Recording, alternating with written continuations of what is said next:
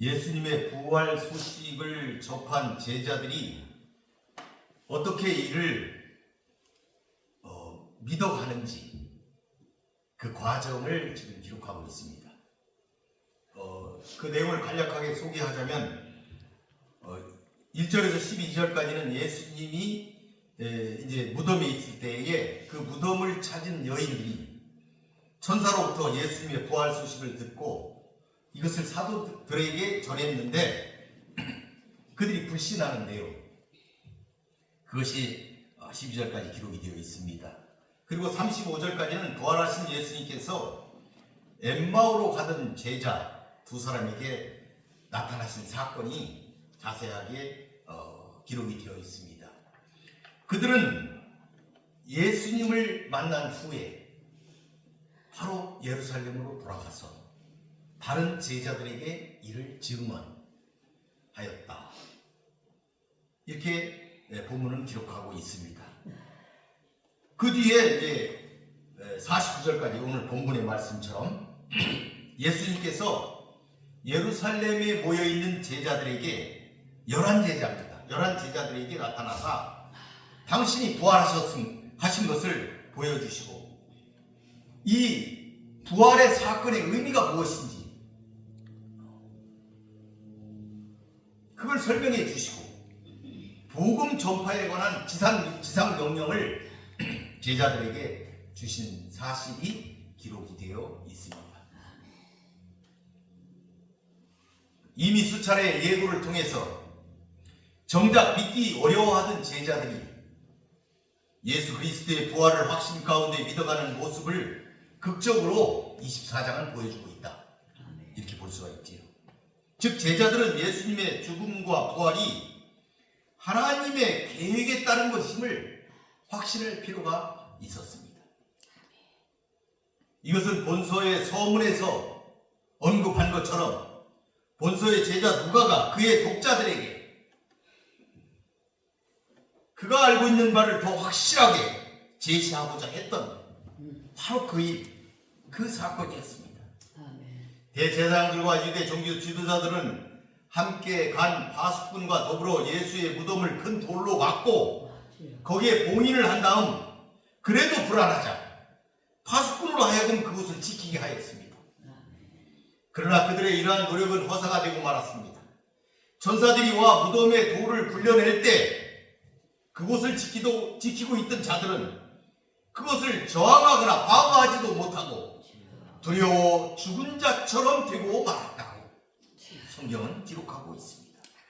예수님의 부활을 막으려는 그리고 그 부활을 거짓 소문으로 왜곡하려 한 인간의 노력은 당신의 계획을 이루시는 하나님의 능력 앞에 아무런 장애물도 되지 못하였다 하는 것을 성경은 보여주고 있습니다. 이 예수님의 부활은 예수님이 말씀하셨던 요나의 표적, 즉 유대인들을 향한 메시아의 최종적이고도 확실한 공식적인 표적이었습니다. 그들이 그토록 예수님께 표적을 구하였는데 예수님께서는 요나의 표적밖에 보여줄 것이 없다 하셨던 그 요나의 표적, 죽은 자 가운데서 다시 살아나신 이 표적을 그들에게 보여주신 것이었지요. 그리하여 예수님의 부활 소식을 가장 먼저 그리고 가장 가까이에서 확인할 수 있었던 파수꾼들은 최초의 부활 증인으로서 변화된 삶을 살 수도 있었을 것입니다. 또한 비록 예수님을 죽이는 데 앞장섰던 사내들인의 종교 지도자들 역시 예수님이 부활했다는 이 사실을 확인한 뒤에는 자신들의 잘못을 깨닫고 회개해야 마땅했다. 파수꾼들과 이들은 다 회개할 수 있는 기회를 얻었었다. 그러나 사내들인의 유대 종교 지도자들이나 무덤을 지키던 파수꾼들 모두 명백하게 드러난 진리의 반대편에 서서 패망의 길을 걸었다. 그래서 이 파수꾼들이 그 퍼뜨린 거짓 소문이 복음 성경서를 기록할 그 당시까지도 유포되고 있었다. 제자들이 예수님의 시신을 훔쳤다. 이런 거짓된 사실이 이 성경을 기록했던 그 30년 뒤에 예수님이 돌아가시고 30년이 지난 그때까지도 퍼져 있었다 하는 것을 우리는 성경 속에서 찾아볼 수가 있습니다. 우리는 기회를 어떻게 잡느냐? 얼마나 중요한 일인지 바수꾼과 사내들인의 종교 지도자들을 통해서 우리는 알 수가 있다. 우리가 깨달아야 되겠다 하는 것을 느껴봅니다. 본문을 한번 보겠습니다. 36절 37절에 보니까 이 말을 할 때에 그러니까 이 말을 누가 하고 있냐면 지금 제자들이 지금 하고 있는 거예요. 어떤 말이냐면 안식 후 전날 무덤을 찾은 여인들의 소식으로 뒤숭숭했어요. 여인들이 무덤에 갔다 오더니 예수님의 시신이 없다고 얘기를 하는 거예요. 그리고 예수님을 만났다고 얘기를 하는 거예요. 그러니 얼마나 뒤숭숭해요 이들이. 그런 가운데 제자 둘이 엠마오로 내려갔다 이 말이에요. 엠마오. 그런데 엠마오로 가다가 예수님을 만났어요. 이들은 처음에는 그게 예수님인지 몰랐어요.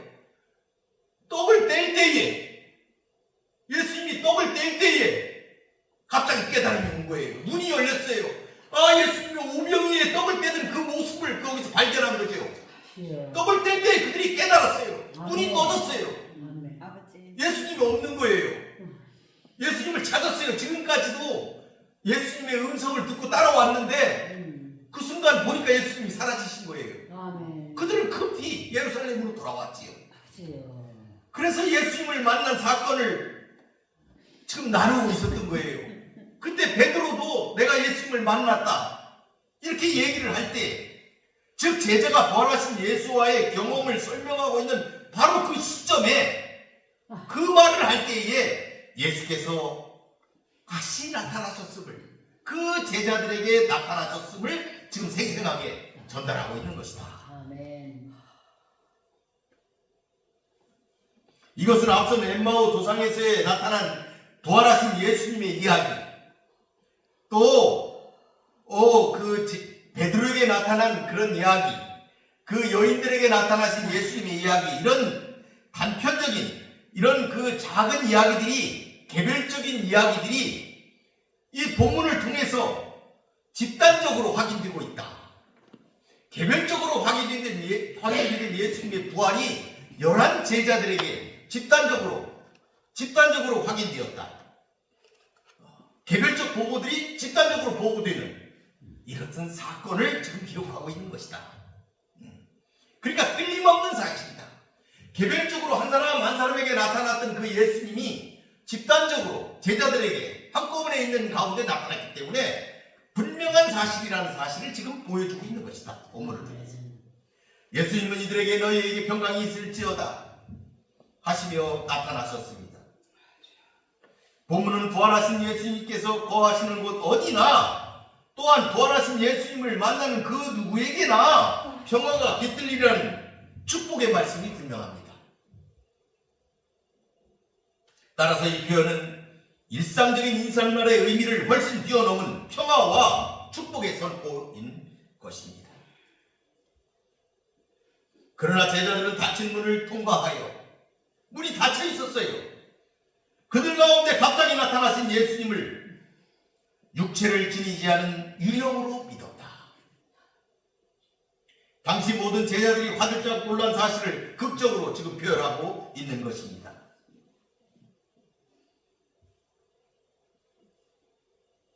물론 그들에게 부활하신 예수를 만나고자 하는 소망이 없었던 것은 아니에요. 당시의 정황으로 보면 그렇지만 그들은 놀라지 않을 수가 없었어요. 그들은 예수님을 만나고 싶어 하는 것은 있었어요. 왜? 개별적으로 여러 사람들이 한 사람 한 사람 예수님을 만났다고 하니까 예수님을 만나고 싶은 욕망이 제자들 다 있었지요. 그렇지만 그런 가운데서 예수님이 나타나시자 그들은 놀라지 않을 수가 없었다.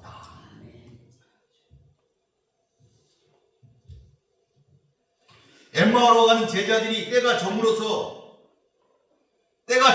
날이 기울었을 때에 예수님과 식사를 했어요.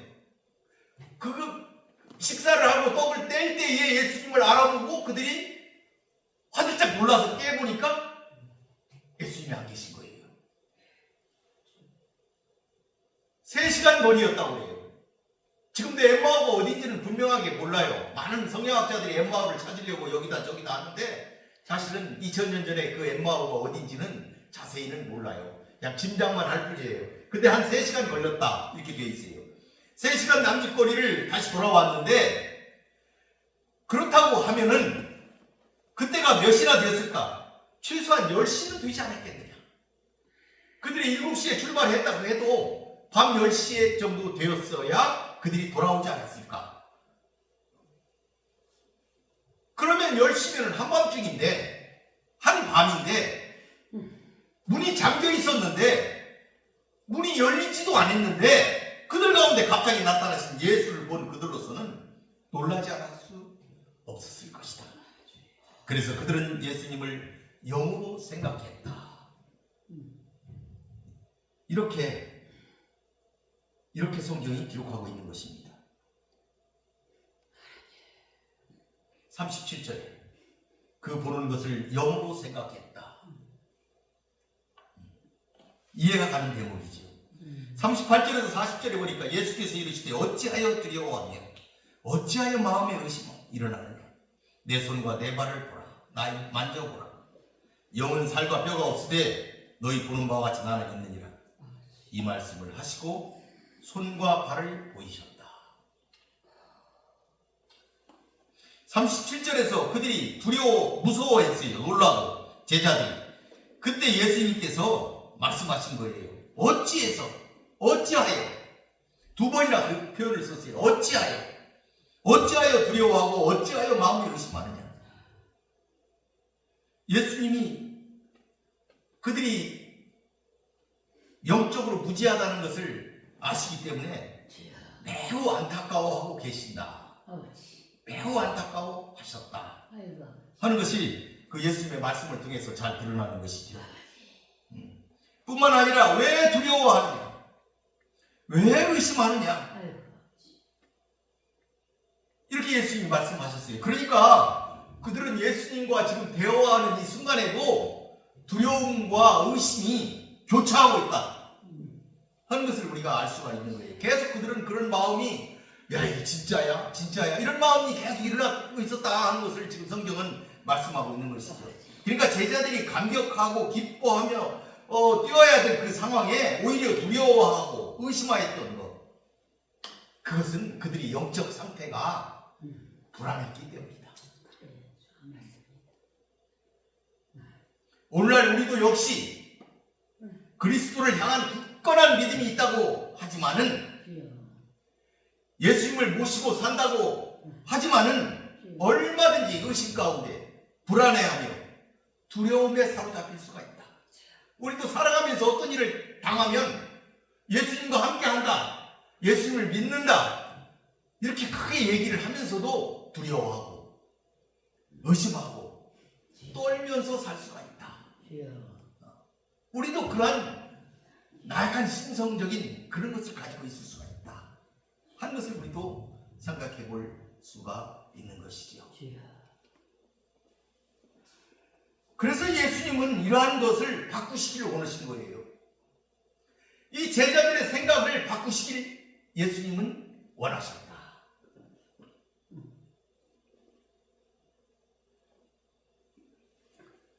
예수님은 유형이 아니라 실제 육체를 가지신 몸으로 부활하신 것을 자신의 손과 발을 확인하여 그 확인을 통해서 깨닫게 하신 것이다.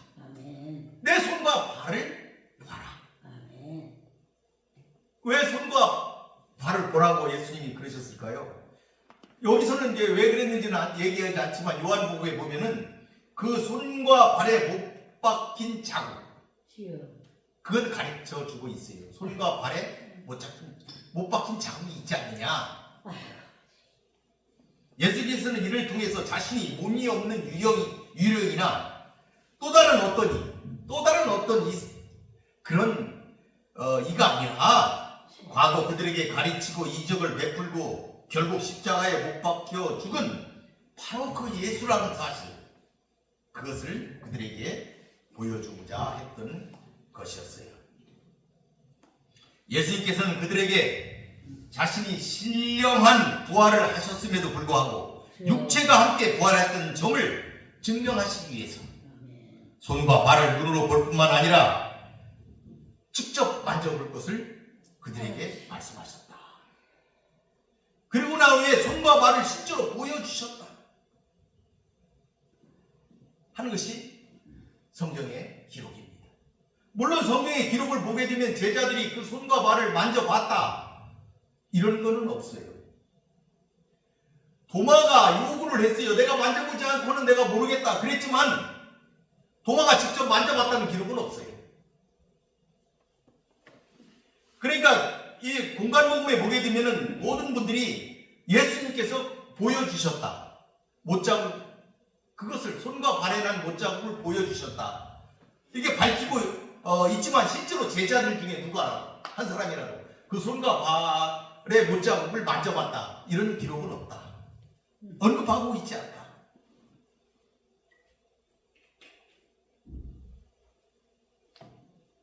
그러니까 실제로 만져봤느냐 안 봤느냐가 중요하지 않다 하는 것을 우리가 알아야 되겠다. 만약에 그들이 제자들이 실제로 예수님의 손과 발을 만져봐가지고 그걸 확인했다면 직접 증명된 것이고, 설사 만져보지 않았어도 육체적 부활이 확인되었기 때문에 만져보지 않은 것이 되는 것이죠. 그런데 복음서에는 예수님을 실제로 만져본 사람이 있어요. 막달라 마리아죠. 막달라 마리아는 부활하신 예수님을 직접 손으로 만져봤다. 이렇게 요한복음 20장에 기록이 되어 있습니다.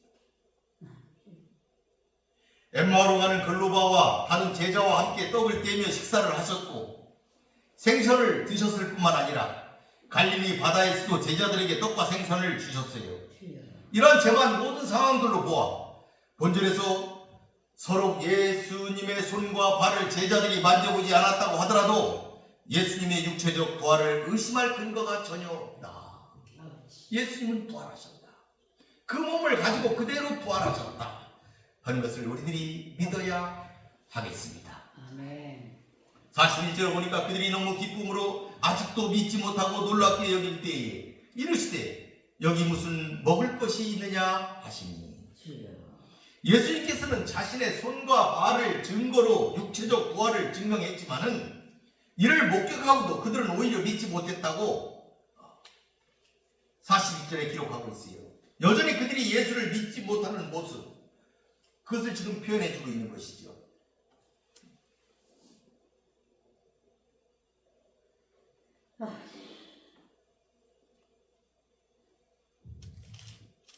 그런데 여기에 석연치 못한 것이 하나 있어요. 베드로와 부활하신 예수와의 만남, 그리고 두 제자들과 예수님과의 만남, 이런 것으로 볼 때 그들은 부활하신 예수님이 나타난 것을 당연한 것으로 여기고 반갑게 생각해야 할 것임에도 불구하고 본 성경을 계속 보게 되면 그들이 부활하신 예수를 만났을 때 놀라고 무서워했으며 오히려 믿지 못했다고 계속 언급하고 있어요. 왜 그들은 계속 그렇게 예수님을 믿지 못했다고 성경은 기록하고 있을까?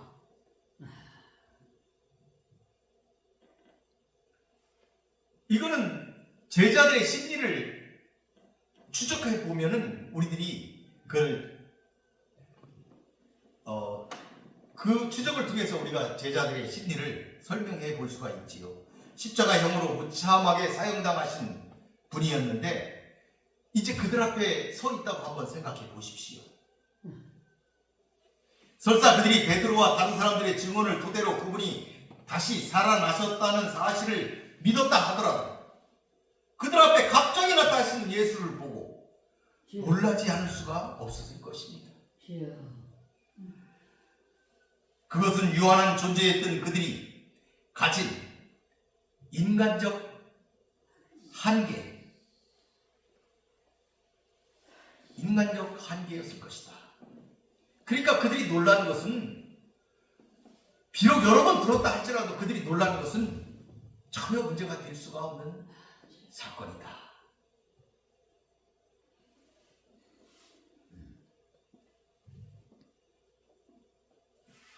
제자들이 너무 좋아서 믿을 수 없었다고 표현함으로써 부활한 예수를 만난 그들의 기쁨을 극대화시켜 표현한 것, 그것이 믿을 수 없다고 말한 것이 아닐까.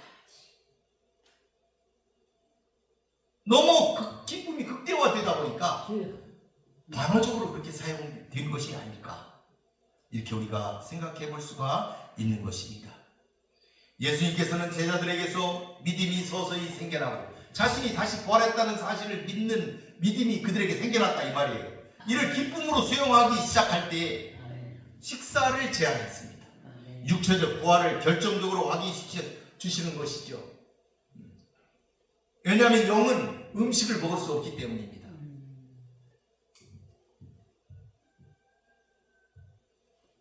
예수님께서는 제자들의 이 석연치 않은 믿음, 의심하는 믿음을 확신 있는 믿음으로 굳게 하실 뿐만 아니라 오고 오는 많은 세대, 많은 사람들이 이 예수님의 육체적 부활을 의심하지 못하도록 물리적인 방법을 통해서 명확하게 증명하고 계신 것이다.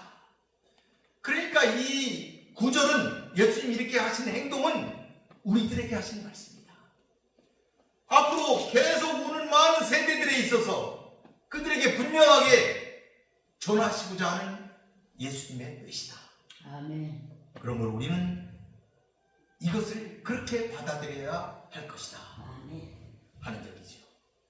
42절 43절에 보니까 구운 생선 한 토막을 드리니 잡수셨다. 아멘. 이렇게 기록하고 있습니다.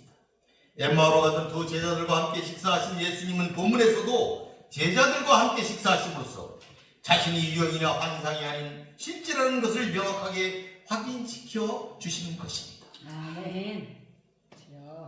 이 구절을 지나 49절까지 예수님께서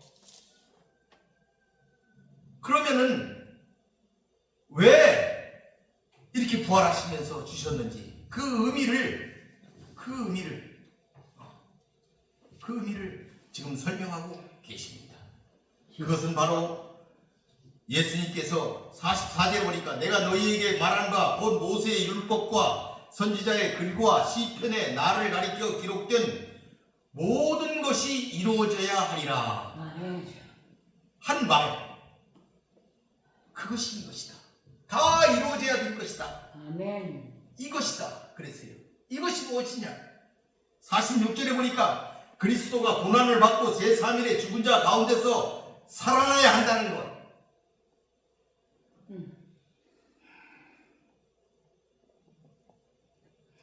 그게 선지자의 글에 기록되어 있는 것이다. 그 모든 것이다 이 말이에요. 첫 번째로 3일 만에 죽은 자 가운데서 살아나야 된다는 것. 요나의 표적을 보이신다는 것. 아멘.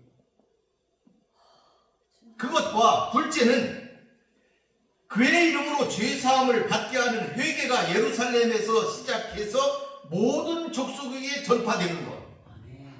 이 두 가지가 다 이루어져야 될 것이다. 아멘.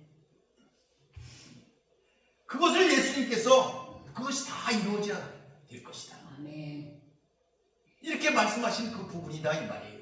예수님께서는 그 성경이, 구약의 성경이 다 이루어져야 되는데 그게 무엇이냐? 예수님이 죽은 자 가운데서 살아나신 것과, 그리고 예수님이 죽으셨다가 살아나심으로 말미암아 그의 이름으로 말미암는 죄사함, 회개, 이것이 예루살렘으로부터 모든 민족에게 전파되어야 할 것이다. 아멘.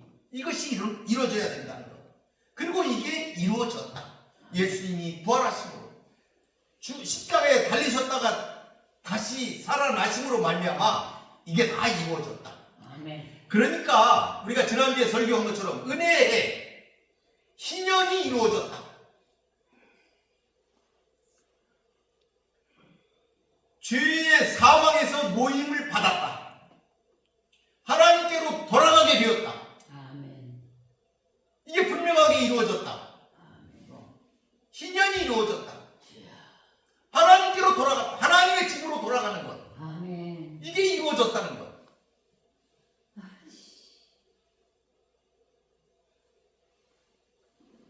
그런 의미가 되겠습니다. 제자들은 이 모든 일의 증인이었습니다. 그래서 그들은 성 안에 머물러 위로부터 능력이 입혀질 때까지, 다시 말하면 성령을 받을 때까지 성 안에 머물러 있었습니다. 아멘. 그리고 그들은 증인으로 살다가 증인으로 삶을 마쳤습니다. 아버지 주님 그들이 전한 복음은 하나님의 아들 예수 그리스도가 다시 사셨다는 것, 아버지 모든 족속이 그를 믿음으로 죄사함을 받게 하는 회개를 이루라는 것, 아멘. 이것이었습니다. 이것이 하나님 나라의 복음인 것입니다. 아멘. 사랑하는 여러분, 아버지 우리도 부활의 증인된 삶을 살아갑시다. 아멘 아멘. 하나님께서 위로부터 입혀지는 능력을 여러분에게 주실 것입니다. 아멘. 우리도 모세의 율법과 선지자의 글과 시편에 예수 그리스도를 가리켜 기록된 이 모든 것, 예. 이것을 전파하는 자들이 됩시다. 아멘. 예수님은 부활하셨습니다. 아멘. 그리고 그 모습 그대로 다시 오실 것입니다. 아멘 그리스도의 부활은 우리에게 큰 소망이 됩니다. 아멘. 우리도 살아날 것이기 때문입니다. 아멘 예수님을 다시 뵙는 충성된 증인들이 되시기를 바라겠습니다. 아멘 기도하겠습니다. 고맙고 감사하신 아버지 하나님 감사합니다. 오늘 거룩하신 우리 주 예수 그리스도께서 이 땅에 오셔서 고난을 받으시고 아버지. 십자가에 달려 죽으시고 그 피로 죄사함을 받는 은혜를 우리에게 베푸시고, 주여 그리고 아버지. 아버지께서 그 아들을 아버지. 죽음에서 건져 부활하시고 주여. 아버지 하나님의 보좌로 올리셨나이다. 아멘. 오늘 그 예수 그리스도를 통하여 우리가 새 삶을 얻었사오니 아멘 참으로 하나님께 감사드리오며, 아멘 아버지 하나님여 이 복음의 기쁜 소식을 아버지 전하는 주님 전도자들이 주여. 될 수 있도록 우리의 삶을 축복하여 주시옵소서. 아멘 무너지지 않게 하여 주시옵소서. 아멘 승리하게 하여 주시옵소서. 아멘 주께서 우리와 함께 하실 줄 믿고 바라옵소서. 아멘. 예수님의 이름으로 기도 올리나이다. 아멘 아멘. 아멘.